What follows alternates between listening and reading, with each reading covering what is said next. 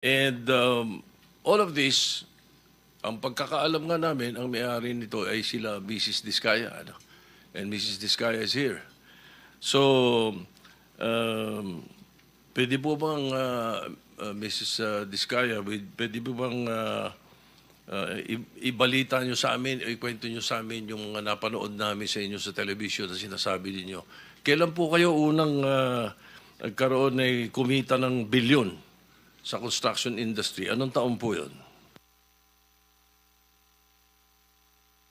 Good morning po. Billion po. Opo.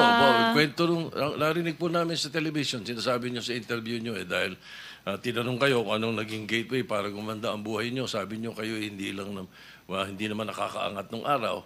At tapos sabi ninyo ay noong DPWH na kami. Yun po yung sagot ninyo eh. So, at tinanong kung magkano at sabi nyo bilyon. Kailan po itong unang bilyon na kumita kayo sa DPWH? For the knowledge of everyone, so St. Gerard, Alpha and Omega, we have been in the construction business for 23 years.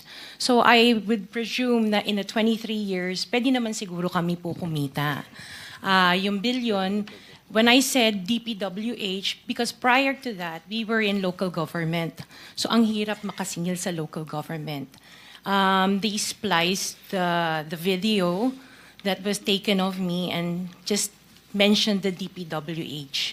So, contractor na po kami for 23 years. So you're saying that the television station and the persons interviewing you edited your answers?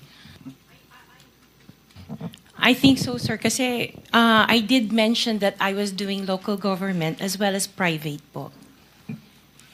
Yeah, if I may, with the permission of the chairman, Senator President Pro Tem. Ma'am Sara, ano ba naging trabaho niyo bago kayo pumasok sa mga kontrata sa gobyerno?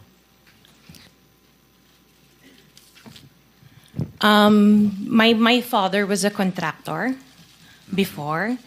Nangongontrata rin Pero siya? yes po, Nangongontrata rin sa for DPWH? LGU po. LGU. And then ako, I worked sa ibang bansa. Yun po. Anong work mo sa ibang bansa? I was a dental receptionist and an orthodontic nurse. So you are a doctor? Nurse? No po. Yung asawa mo, ano trabaho? He works sa isang development corporation. And him and his brother were parang private contractors sa subdivision namin.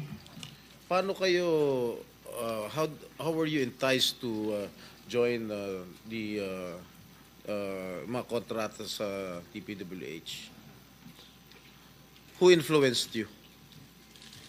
Wala naman po. Nakita namin on PhilJeps na may mga projects na pwede palang mag-join. So we joined the bidding na we know that we were qualified for.